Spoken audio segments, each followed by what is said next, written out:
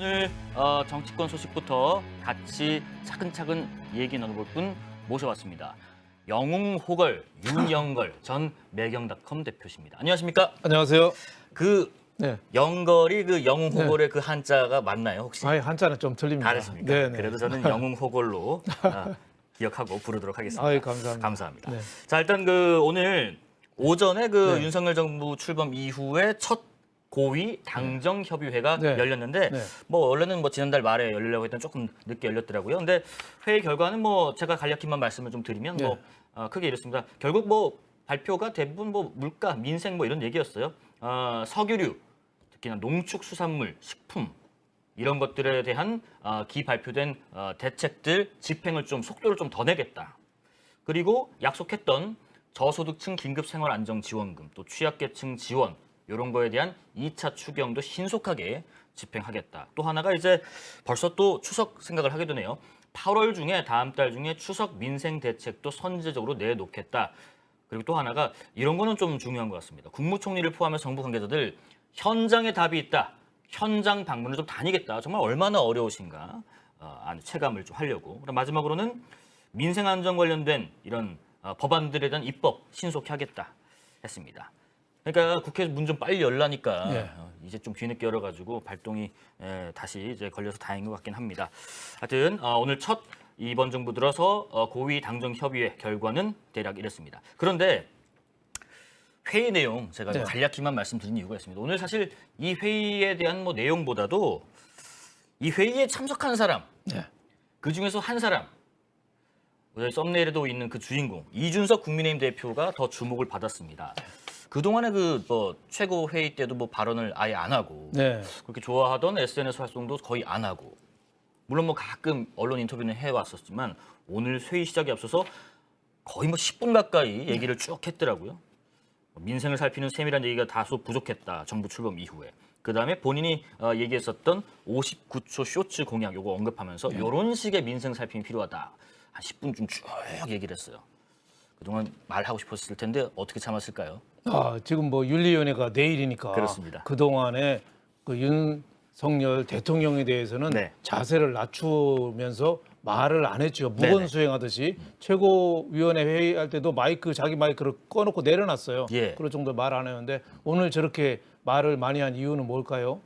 제가 보니까 내일 윤리위원회가 열려서 본인의 운명이 결정됩니다. 예. 어떤 식으로든지 뭐 결정이 나니까 뭐 징계가 가든지 아니면 무혐의로 끝나든지 그렇습니다. 아니면 윤리위원회 자체가 뭐 연기될 가능성도 있지만은 네네. 어떤 식으로든 결론이 나면 당은 상당히 또 소용돌이에 또 빠지게 되거든요. 그렇습니다. 그래서 이준석 대표가 오늘 얘기는 상당히 좀 관심을 끌었는데 내용은 자기가 대선 때 59초 뭐 쇼츠 짧은 거 있잖아요. 예. 뭐 여성가족부 폐지, 뭐 군인 병사 월급 얼마 준다, 뭐 짧게 한 거 그거가 대통령 선거 때 공을 많이 세웠는데 네. 지금 새 정부도 좀 민생에 관한 그 직접 국민들한테 호소하는 걸 좀 하자. 예. 뭐 이런 얘기인데 그런 얘기는 결국은 뭐 자기가 이렇게 해서 대선을 이겼으니까 나 내일 윤리위원회에서 판단 좀 잘해 주십시오. 예. 뭐 이런 뜻이 아닌가 싶어요. 그리고 당정 고위 회의가 만시지탄 벌써 대통령 취임한 지가 벌써 2달이 다 돼갑니다. 네네. 근데 너무 늦었어요. 오늘 뭐 점심에 과일 한 잔씩 그 주스 놓고 네. 구호를 외쳤대요. 한쪽에서 윤석열 정부 그러면 한쪽에서 한마음 하고 구호를 외쳤는데 지금 구호 외치기는 너무 늦은 거 아니에요? 지금은 연금 개혁이라든지 노동 개혁이라든지 물가 잡기라든지 뭔가 구체적으로 들어가서 예. 강론의 해결을 할 그런 걸 찾아야 되는데 지금 구호를 외칠 때인가 뭐 저런 자세는 바람직하기는 하지만 좀 많이 좀 늦었다는 생각이 좀 듭니다. 예. 자 그리고 또 하나가 방금 말씀하신 대로 본인의 어떤 그동안 해왔던 성과들 좀 어필을 이준석 대표가 오늘 상당히 긴 연설에서 했는데 뭐 SNS에도 그렇게 적었더라고요. 요즘에 그 뭐 윤석열 대통령 측에서 뭐 손절한 거 아니냐, 뭐 당에서도 그렇고 손절이 웬 말이냐, 익절이지. 여러분들 익절 아시죠? 투자 용어 그 왜 이 수익 보고 팔아버리는 거. 지난 2번 선거 내가 다 승리로 만들었고 그렇죠. 이렇게 흥행에 성공시켰는데 내가 왜 손절이야? 끊기더라도 익절이지 라고 자신감 보였습니다. 근데 내일 그 윤리위 때 경고, 당원권 정지, 탈당 권유, 제명 뭐 징계는 요 네 가지가 있고 뭐 네. 징계가 안 나올 수도 있고요. 네. 어쨌든 뭐가 나와도 아니 경찰 조사 결과도 안 나오는데 이게 무슨 말이야라고 반발할 것 같은데 네. 내일 혹시 어떻게 윤리위에서 결정할 것 같으세요? 저거는 뭐 예측은 뭐 불허입니다만은 네. 하나 확실한 거 두 가지가 있습니다. 네. 하나는 어떤 결론이 나더라도 네. 당은 더 수렁에 좀 빠질 거다. 내분이 아주 격화될 거다. 예. 그리고 또 하나는 윤리위원회 결정이 이준석 대표한테 분위기가 좀 안 좋은 방향으로 자꾸 흘러가고 있다. 분위기가. 네네. 본인이 여러 가지 뭐 증거가 없다. 나는 억울하게 지금 모함을 당하고 있다. 뭐 여러 가지는 하지만은 이 성에 관련된 이 윤리위원회는 증거보다도 여러 가지 정황 갖고 판단하는 게 많거든요. 예. 민주당의 왜 박완주 의원 같은 경우도 본인이 억울하다지만은 제명했어요. 예. 요전에 최광욱 의원은 본인도 뭐 억울하다고 하는데 6개월 당원 당원권 정지. 정지까지 네. 당했거든요. 그래서 본인은 굉장히 억울하다고는 강조를 하고 있는데 분위기는 좀 안 좋은 방향으로 가고 있고 이준석 대표가 점차 지금 고립무원에 빠지고 있다. 고립무원에 빠지고 있다. 대책이 없고 네. 시간이 없고 우군이 없다. 우군이 없다. 우군이 네. 없는 게 사실 제일 좀 안타까운 것 같습니다. 그렇죠. 뭐 대표님 표현을 빌리자면요. 네. 자, 그리고 지금 이준석 대표에게 성상납을 한 의혹으로 경찰 조사받고 있는 한 사람이 있습니다. 김성진 이 대표. 네. 법률 대리인이 김소연 변호사인데 네. 오늘 그 라디오 인터뷰에서 바로 그 시기에 찾았다, 있다 이렇게 얘기를 했습니다. 네. 김소연 변호사 얘기 한번 들어보시죠. 범죄를 밝히는 그것이 알고 싶다 상황인데 자꾸 말꼬리 잡고 이렇게 토론하려고 하지 말고 이준석은 반박할 게 있으면 수사기관에 출석해서 변호인 입회 하에 진술을 하면 된다. 언론에 대고 그렇게 얘기하지 마라. 핵심 개발자인 직원분이 연락이 와서 그거 자기가 갖고 있다는 거예요. 이제 최측근이에요. 최측근. 이정 대표의 최측근 아이카이스트의 사실상의 기술 특허를 개발한 개발자입니다. 그러면 이 직원 일단 이제 급하니까 사진을 먼저 찍어서 보낸 거고 시계 실물도 갖고 있다라는 말씀이신 거죠? 네, 갖고 있는 걸 찍어서 보냈습니다. 지금 저 진호님께서 의견을 윤리위가 경찰 조사 전에 결정 내는 것은 지극히 정치적이다. 이준석도 잘한 건 없지만 이 구조가 좀 이상하다라는 의견도 주십니다. 자, 그러니까 라디오 지금 들어보셨죠, 인터뷰. 김 대표 측은 이준석 대표를 만났던 결정적 증거가 당시 이 대표가 줬다는 이른바 박근혜 시계 이걸 네. 제시했습니다. 근데 이 대표 측에서는 시점 자체가 안 맞는데 뭔 소리냐 네. 반박하고 있습니다. 네, 그런 얘기하고 있죠. 8월 15일 날 뭐 그때 시계를 만들었는데 네. 그때 그날 뭐 받았다고 지금 일부에서 나오고 있잖아요. 네네네. 그러니까 어떻게 만들자마자 그날 어떻게 받냐, 뭐 시점이 안 맞는다, 요 뭐 시기에. 이런 얘기를 하고 있죠. 저 그때 생각해 보니까 한 9년 정도 됐었는데 그때 박근혜 대통령의 인기가 상한가였을 때입니다. 예. 그 시골에 할머니들이 지방 국회의원들한테 나 그거 좀 죽기 전에 그 시계 좀 한번 구해달라. 그런 분들도 이런 있으시죠. 민원이 네. 해가지고 네. 국회의원들이 청와대에 막 읍소를 했어요. 비서관 이재만 비서관한테 그 여성용 시계만 좀 2개 좀 어떻게 좀 구해달라. 뭐 이런 식으로 했는데 네. 그때 박근혜 전 대통령이 네. 내가 직접 만나지 않은 사람은 안 준다. 그래가지고 그때 굉장히 풍기를 빚은 적이 있어요. 예. 근데 그거를 아이카이스트 김성진 대표가 박근혜 전 대통령의 굉장히 어떻게 보면은 팬이랍니다. 예. 굉장히 추종자 비슷하대요. 그래요? 그러니까 내가 좋아하는 분이니까 그분 시계 좀 구해달라. 뭐 이렇게 얘기를 한 거죠. 예. 근데 이준석 대표가 처음에는 어렵다고 했다가 예. 나중에 구해왔다고 얘기를 하는 거예요. 그러니까 그분 주장이. 그렇죠. 그러니까 저 사실은 뭐 다 믿을 수는 없지만은 시계 자체가 이준석 성접대의 직접적인 증거는 아니지만은 그 정황을 설명하는 간접적인 또 증명은 또 되는 거죠. 예. 그렇기 때문에 시계를 정말 받았느냐 안 받았느냐. 근데 여러 가지 시점이나 뭐 그 당시에 짝퉁 시계가 많은 걸로 봐서 아직까지는 100% 양쪽 말 어느 쪽이 맞다 이렇게 단정하기는 좀 어려워 보입니다. 그렇겠네요. 뭐 네. 진짜 있더라도 이게 이제 정황상 간접 네. 증거가 될 수 있지. 네. 직접 증거까지는 좀 어려울 수 있을 것 같기도 하고 그다음에 이게 자체가 그냥 하나의 해프닝으로 그냥 넘어갈 수도 있을 것이고 그렇죠. 모르겠습니다. 그러니까 이 사건의 포인트가 성상납이 진짜 있었느냐. 예. 그리고 또 하나는 알선 수재. 알선 수재. 그렇게 성상납하고 20여 차례 대전 가서 만났는데 네. 뭐를 이준석 대표가 그 당시에 청년인데 받았느냐. 또 하나는 증거인멸 왜 그 김철근 정무실장이 7억 각서를 써줬잖아요. 예. 그게 그 증거 인멸 아니냐 이 세 가지가 쟁점이 되겠습니다. 네, 뭐 하여튼 시계 노스텔지아님 절대 시계군 국정원에 쓰는 시계라는 다른지도 모르지만 이런 걸 뭐 선물 받기도 했었는데 합니다. 사실 뭐 저도 개인적으로는 뭐 과거에 뭐 대통령 시계 뭐그 여러 가지 뭐 행사 참여 후에 네. 좀 받아본 적도 있고 뭐 국정원도 마찬가지고 뭐 시계 참 갖고 싶어 하는 분들 많으신가 봅니다. 네, 저도 그때 뭐 DJYS 시계 받았습니다만 그렇죠. 하루 딱 차고 서랍에다 넣어놓고 잊어버렸는데요. 맞아요. 그렇게 인기는 네. 없었는데 네. 그 당시에는 또 대통령을 좋아하는 사람들은 또 그럼요. 그만큼 또 시계가 뭐 대통령의 분신이었으니까. 네, 그럼 지금도 네. 저 마을회관이나 경로당 이런 데 가보면요. 네. 옷 바깥에 시계 차고 계신 분 안에 딱 이렇게 하면서 이게 말이에요 우리 네. 아들이 하면서 딱. 네.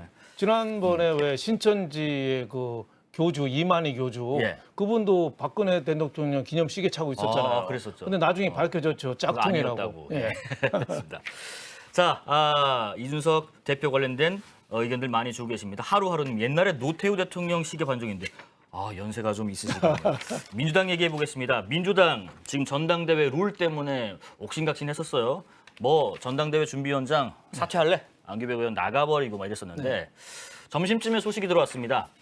비상대책위원회 수정안을 철회하겠다라고 비대위에서 특히 당대표 예비 경선의 일반 여론조사 30%를 반영하기로 했던 전준위의 안을 그대로 의결을 했다. 우상호 비대위원장 어떻게 결과 나는지 당무위 이후에 발언 한번 들어보겠습니다. 전준에서 올라온 안 그래서 대의원 당원 대의원 권리당원 일반 당원 그다음에 국민 여론조사 비율은 전준위 안 그대로 오늘 의결하였습니다. 또 최고위원을 뽑는 데 있어서 지역 다양성을 반영하기 위해서 도입하기로 비대위에서 의논을 했던 권역별 투표 제도는 오늘 오전 비대위에서 스스로 철회했습니다. 비대위가. 그러면 예비 경선, 이른바 컷오프 제도를 어떻게 할 것인가를 가지고 지금 2시간에 걸쳐서 토론을 했습니다만 최종적으로 내린 결론은 당 대표 예비 경선은 중앙위원 70%, 국민 여론조사 30%를 반영하기로 하고 최고위원 예비 경선에서는 중앙위원의 경선만으로 컷오프를 결정한다.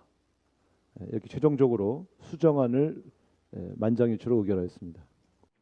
또 이제 사퇴 의사를 밝혔었던 안규백 전준위원장에 대해서도 사퇴 수리하지 않겠다고도 했고요.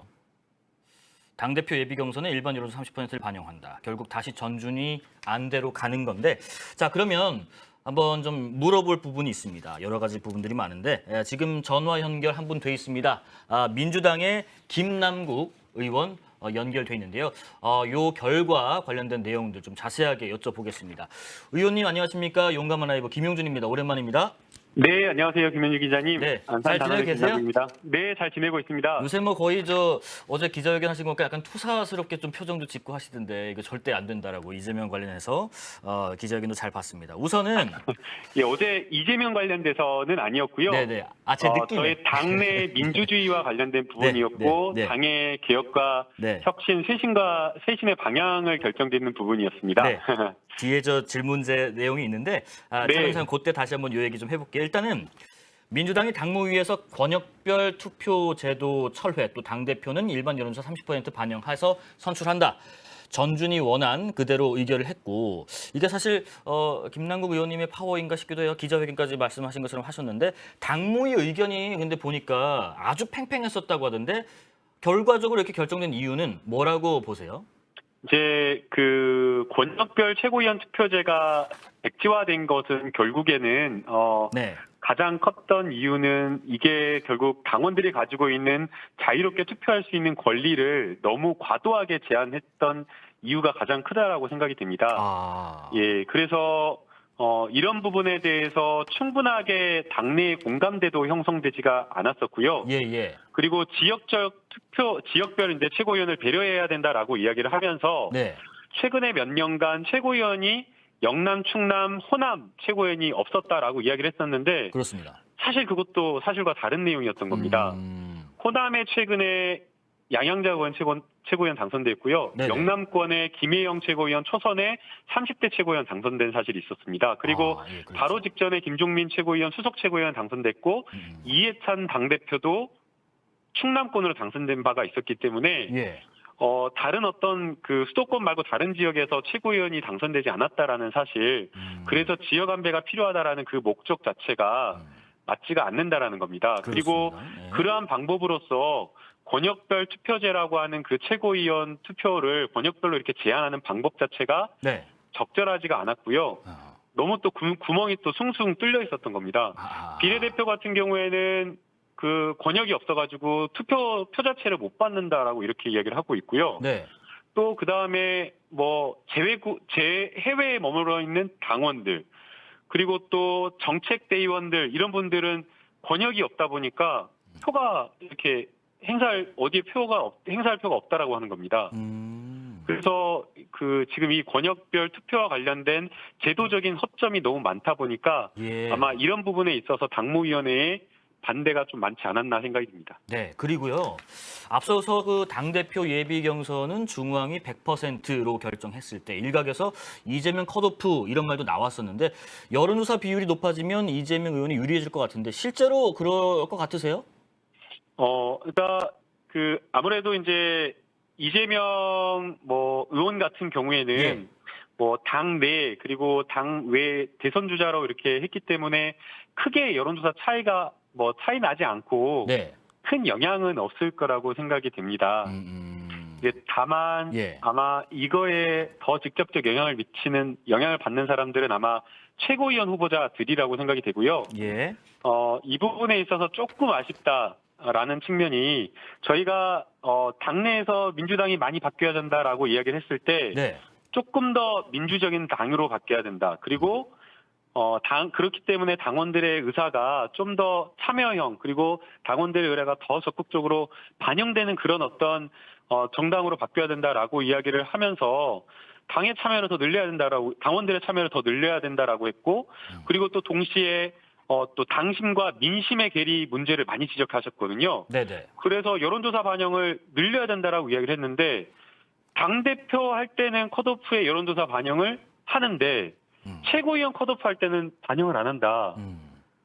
왜 두 최고위원과 당대표의 차이가 있는지 그 합리적인 이유를 좀 찾기가 어렵거든요. 네네. 그래서 그 부분에 좀 많이 아쉬움이 있습니다. 저도 그래서 좀 방금 말씀하신 게 똑같이 좀 궁금했습니다. 결과 이후에 왜 이거는 이렇게 하고 저건 저렇게 하지 했는데 역시 마찬가지로 그건 좀 의아하고 아쉬운 부분이다 말씀하셨습니다. 네. 자, 의원님께서는 뭐 저희 언론에서 표현으로 대표적인 친명계 의원이다라고 이제 많이 불리고 계신데 실제로 뭐 이재명 의원하고는 상당히 가깝게 지내시고 계신 걸로 알고 있고요. 근데 이제 혹시 이번에 이 전당대회 룰로 인한 당내 갈등에 대해서 이재명 의원께서도 어떤 뭐 말씀이나 뭐 의견을 좀 주시던가요, 혹시?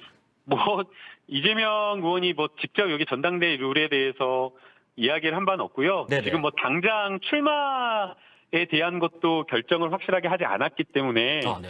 직접 이야기를 한 바는 없습니다. 그리고 또 만약 지금 현재 본인이 네. 출마에 대해서 많은 그 언론의 관심을 받고 있는 그런 상황인데 그렇습니다. 또 직접 룰에 대해서 평가하거나 이야기를 한다는 것 자체가 적절하지 않기 때문에 예. 뭐 이재명 의원뿐만 아니라 여러 뭐 당 대표로 출마하겠다라고 하는 의원들 모두가 네. 아마 전당대회 룰에는 직접 언급하지는 않은 걸로 알고 있습니다. 네네. 출마에 대해서 사실 뭐 많은 관심을 이재명 의원께 갖고 있습니다만 동시에 저는 개인적으로 김남국 의원에 대해서도 관심을 갖고 있습니다. 전당대회 출마하실 거예요? 아직 고민 중이세요? 저 계속 이 질문을 받고 있는데요. 네. 제가 여기서 결정해 주세요. 예, 지역에 올인을 하려고 이미 5개월 전에 네. 서울에는 뭐 전화 받는 보좌진 몇 명만 빼놓고 전부 다 저도 지역에서 근무를 하고 있습니다. 그래서 뭐 어제도 안산대학교 뭐 대학생 친구들 면담하고 뭐 또 민원 상담하고 지역에 올인하고 많은 지역 주민들 만나고 그러고 있는 상황이기 때문에 네. 만약 제가 출마를 하게 되면 그런 시간이 줄어들기 때문에 그런 부분이 가장 걱정되고요. 그다음에 또 아무래도 당 최고위원이라고 하는 것은 예. 당을 이끌고 또 당의 또 쇄신과 혁신을 이끌어야 될 지도부이기 때문에 미래 비전을 제시해야죠. 예, 그래서 네. 과연 또 그런 실력과 그런 책임감을 또 갖췄느냐라는 부분에 대한 고민이 있기 때문에 네. 상당히 고심 중이지만 안 나가는 방향으로 좀 고심을 하고 있습니다. 이러시놓고 저희랑 얘기해놓고 나오시면 또 섭섭하신데 그래도 뭐 하여튼 좀 아직까지는 좀 기대를 해보겠습니다. 저희 지금 용감한 라이브의 저 패널분으로 윤영걸 전 매경작품 대표 나와 계신데요. 네, 대표님도 좀 궁금한 게 있으시다고 하시네요. 네, 제일 김남국 존경하고 좋아하는 의원님. 소장님이십니다. 네. 네, 안녕하세요. 네, 안녕하세요, 네, 김원장님. 아니 하나 여쭤보려고요. 박지원 전 비대위원장이 네, 그 김남국 의원님이 그 굉장히 비판을 많이 했잖아요. 박지원 비대위원장 출마하는 거에 대해서 대표. 한 번 했습니다, 한 번. 네. 거기에 대해서 한 번은 세게. 이재명 그 의원이 네. 그 김남국 의원한테 그렇게 얘기하도록 그 분위기를 유도했다 이런 얘기가 있는데 그 어떻게 되시는 건지 궁금해서. 근거 없는 주장이고요. 이제 너무 이렇게 그 본인 중심으로 이렇게 생각하지 않나라는 생각이 듭니다. 네. 그러면 제가 조금 하나만 별로 중요한 더 문제가 하세요. 아니라서 전혀 그런 거에 대한 논의를 하고 있지 않아요. 네. 그럼 제가 하나만 좀 보태볼게요. 뭐 박지원 예, 전 예. 비대위원장 얘기 나온 김에 박지원 비대위원장이 오늘 이런 얘기를 했습니다. SNS 통해서 필요할 땐 온갖 가머니설로 회유해서 이용해 먹고 자신들의 기득권에 도전하려고 하니까 언제 그랬냐는 듯 토사구팽했다. 혹시 정말 민주당이 박지원 전 비대위원장 입장처럼 결과적으로 팽시킨 겁니까? 당대표를 출마하고 싶다라고 하셨지만 본인이 처음에 MBC 기자회견 인터뷰할 때는 그러셨잖아요. 피선거권이 없다. 그래서 당무위에서 예외적으로 인정을 해달라, 판단해달라 그러셨잖아요. 네. 그랬는데 또 안 된다라고 예외를 인정할 사유가 없다고 하니까 또 말을 바꾸셔서 본인은 피선거권이 있다. 그렇습니다. 비대위원장을 했기 때문에 피선거권이 있다라고 또 다른 이야기를 하셨거든요. 네네. 그래서 당원 당규에 따라서 피선거권 인정 여부를 판단한 것인데 네. 이것을 토사구팽이라고 이야기를 하는 것은 조금 억지가 아닌가라는 생각이 듭니다. 네. 억지다. 만약 이제 뭐 여러 가지 정치와 네. 민주당에서 많은 역할을 하실 수 있는 그 기회가 이번 꼭 당대표만은 아니라고 생각이 되거든요. 예. 그리고 당대표나 최고위원 이와 관련되어서 대선 후보를 했던 이재명도 역시나 마찬가지로 당대표를 해야 될지 말아야 될지 네. 한다면 잘할 수 있을지에 대한 많은 고민을 하고 있거든요. 그리고 예. 정말 많은 다선 의원들도 당대표를 했을 때 민주당을 정말 이 거대 정당을 잘 이끌 수 있을지에 대한 정말 아주 고민을 겸손하게 하고 있는데 네. 이제 막 그 2달 남짓한 정치를 시작한 박지원 비대위원장이 나 아니면 안 된다는 식으로 하는 것은 조금 겸손하지 못한 것이 아닌가. 그리고 너무나 나만 옳다라는 식의 그런 좀 태도를 네. 조금은 겸손하게 겸허하게 조금 다시 한번 숙고하고 좀 돌아볼 수 있는 시간도 가질 필요는 있는 것 같다는 생각이 듭니다. 알겠습니다. 그러면 좀 더 이렇게 한 단계 도약할 수 있는 기회가 있을 거라고 생각이 됩니다. 네, 지금 김용우님께서는 민주당은 이재명으로 가는 게 순리다라는 의견 주시고, 그다음에 김남균님께서는 내 동생 김남국 최고다라고 응원해 주시네요. 자, 김남균 선생님이 고등학교에 계셨는데. 아 진짜요? 네, 안녕하세요. 네. 알겠습니다. 지금까지 지역을 너무 사랑해서 전당대회 출마를 아직도 고심하고 계신 민주당 김남국 의원과 말씀 나눠봤습니다. 감사합니다. 네, 감사합니다. 자, 이렇게 민주당 얘기를 저희가 좀 해봤고요. 바로 넘어가 보겠습니다. 세 번째 정치권 관련된 얘기는 김건희 여사 얘기를 잠깐 또 해보지 않을 수가 없을 것 같습니다. 지금 그 나토 정상회담 갔을 때 이때 지금 민간인 해외 순방 대동 논란이 계속되고 있는데 오늘 뭐 민주당 측에서도 또 대통령실에서도 각각 주장과 입장을 냈는데 일단 고민정 의원 얘기 먼저 들어보겠습니다.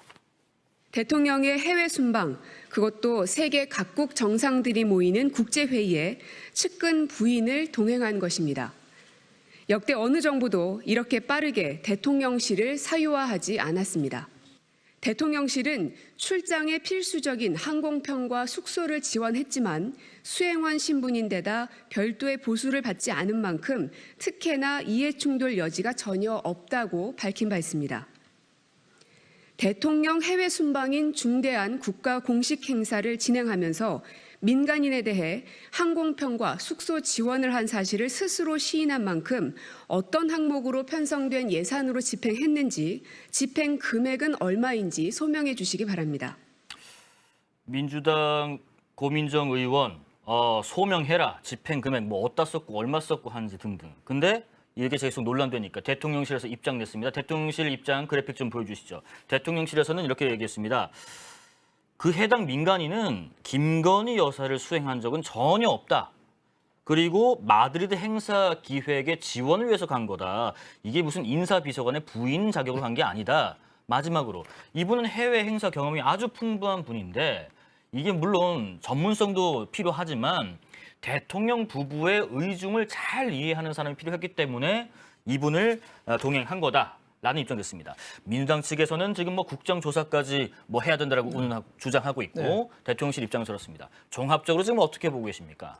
뭐 민주당에서는 네. 국정조사 얘기까지 하는데 그건 좀 지나치고요. 지나치고요. 예, 뭐 서해 공무원 뭐 피격 사건 네. 이런 거는 국정조사 해야죠. 하지만 예. 이거는 어떻게 보면은 해프닝이고 네. 좀 바람직하지는 않아요. 저는 전반적으로 네. 청와대 해명이 약간 좀 공색하다는 느낌은 받아요. 아, 그러세요? 뭐 해당 민간인이 대통령 전용기를 타고 갔는데 대통령 부인을 수행한 적이 없다. 예, 예. 또 전혀 행사 없다는데? 예. 기획 지원을 위해서 간 거지 예. 부인으로 간 건 아니다. 그렇죠. 또 행사 전문성이 풍부한 분이긴 하지만 대통령 부부와 의중을 잘 아는 사람이 필요했다. 예, 예. 그래서 갔다. 네. 뭔가 좀 해명이 좀 공색하지 않아요? 그러면 뭐라고 해명했으면 깔끔했을까요? 능력이 있고 네. 내가 필요해서 데려갔다. 다만 하나 잘못한 거는 공식적으로 임명해서 딱 발표하고 갈 거를 거기에 대해서 우리가 괜히 죄 지은 것처럼 숨다 보니까 진짜 죄 지은 것처럼 됐다. 네. 옛날에 케네디 대통령 때 법무부 장관이 동생 로버트 케네디 법무부 장관 했어요. 동생이. 예, 예, 예. 지난번에 트럼프 대통령 딸 이방카 여사 백악관 고문했잖아요. 네. 그리고 이번에 윤석열 대통령 취임식 때 미국 부통령 남편이 왔어요. 예. 근데 그거 다 개인이잖아요. 네네. 하지만 공식적으로 인사 발령 내서 온 거예요. 그러니까 이분이 청와대 인사비서관 부인이래 하더라도 네. 이해상충 물론 논란이 있겠지만 이분 능력이 뛰어나고 청와대 아니죠. 대통령실에서 꼭 필요하면 쓴다. 발표하고 쓰면 되잖아요. 근데 왜 자꾸 뭐 숨기는 것처럼 저렇게 공색하게 해요. 저는 네. 공과 사의 기준이 뭐냐? 네. 나라 돈을 쓰냐 안 쓰냐가 기준이라고 봐요. 근데 이 인사비서관 부인이 월급 급여를 보수를 안 받았기 때문에 사적인 거다 하는데 대통령 1호기 전용기 타고 가고 네. 숙소 이용하고 식사하고 그랬으면은 벌써 국비를 쓴 거예요. 그러면 공입니다. 네. 공이면 공적으로 처리를 해야 되는데 왜 그거를 공색하게 이유를 해요? 저는 야당이 저렇게 그걸 국정조사까지 너무 공격하는 것도 좀 마음에 안 들고 대통령실도 네. 좀 더 내놓고 하지 뭐 저렇게 숨긴 것처럼 피하는 것처럼 저렇게 하느냐. 예, 예. 저는 이번에 나토 대통령 한 거 순방 성과도 상당히 있었고 뭐 여러 국민들이 상당히 반응이 괜찮았어요. 네. 근데 그런 거를 특정 누구 인사비서관 부인이 수행을 했다는 것 때문에 저렇게 점수가 떨어지고 어떻게 보면 비난받는 거는 좀 네. 바람직하지 않다고 봅니다. 다 잘해놓고 뭐 그거 하나로 또 이렇게 왜 그러냐 좀 섬세하지 그랬어. 그리고 해명 이렇게 좀 시원하게 인정할 거 인정하고 그다음에 이런 이유였다라고 좀 밝혔으면 좋았을 거 좀 군색했다라는 의견 주십니다. 지금 하루하루님께서 수행한 적 없는데 왜 대통령 타는 비행기를 타고 왔느냐. 세례요한님은 반대로 별것 값고 트립 잡아요. 정말 이렇게 얘기하십니다. 의견들 많이 주고 계시고요. 내일 뭐 혹시나 윤석열 대통령이 아침에 출근길에 도어 스태핑 할 때 기자들 또 물어보면 이렇게 또 깔끔하게 대답할 수도 있을 것 같다는 생각도 해봅니다. 마지막 소식 전하고 마무리해보겠습니다. 마지막 소식은 서해 공무원 피격 사건 관련해서 여당 국민의힘이 최종 조사 결과를 발표했는데 제가 대략 말씀드릴게요. 이렇게 얘기를 했더라고요. 일단 지난 정권에서 조직적으로 월북으로 조작했고 진실을 은폐했고 월북물을 했다. 이 진실을 알고 싶은데 그 내용들이 대통령 기록물로 지정돼서 봉인돼 있다. 안타깝다. 그리고 지난 정권에 이것뿐만 아닌 다른 것에 대한 안보농단의 실체를 규명하기 위해서 국가안보문란 실태조사 TF를 발족하겠다. 위원장은 한기호 의원이다. 그리고 두 가지만 더요. 국제적으로도 노력하겠다. 이 서해 피격 사건 관련해서 유엔을 통해서 북한에 지지서를 보낼 거고 9월에는 미국을 방문해서 청문회도 한번 추진해 보려고 한다. 마지막으로 서욱, 서주석, 서훈 이 세 사람에 대해서는 직무유기, 또 직권남용, 사자 명예 훼손 등의 혐의로 법적 대응을 할 계획이다 했습니다. 종합적으로 이렇게 얘기했고 마지막으로는 문재인 전 대통령이 이제는 입장을 밝혀라 이런 얘기했는데요. 문 전 대통령이 입장을 밝히는 게 맞을까요? 혹은 밝힌다면 뭐라고 밝혀야 될까요? 자초지종이 있었던 걸 밝혀야죠. 자초지종 어떻게 됐는지. 우리 문 대통령도 세월호 9시간 동안에 박근혜 전 대통령 뭐 했냐고 그렇게 집요하게 추궁했잖아요.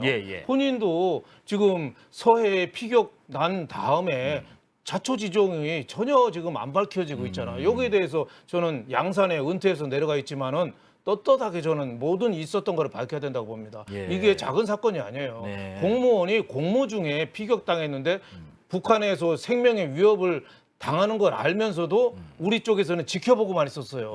하트라인도 있어서 구해달라. 너희들 그렇게 하면은 우리 좌시하지 않을 거다. 이 말 한마디도 안 한 거예요. 저는 소중한 생명, 우리 공무원의 생명하고 관련된 일이기 때문에 이거는 저는 끝까지 밝혀야 되고 국회에서 국정조사 이거 해야 되고요.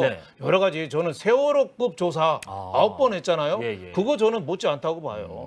공무원들이 공무원의 생명하고 관련된 일이잖아요. 네, 알겠습니다. 하여튼 뭐 민주당에서도 이 관련해서 TF가 지금 가동 중이기 때문에 민주당 측에서도 지금 조사를 진행하고 있거든요. 이쪽에서는 또 어떤 조사 결과가 나올지도 같이 한번 주목해서 지켜보겠습니다. 영웅 호걸 윤영걸 전 매경닷컴 대표와 함께 말씀 나눠봤고요. 잠시 후에 뉴스 맛집입니다. 저희 용감한 라이브 뉴쉐린 가이드로 돌아오겠습니다. 오늘 고생하셨습니다.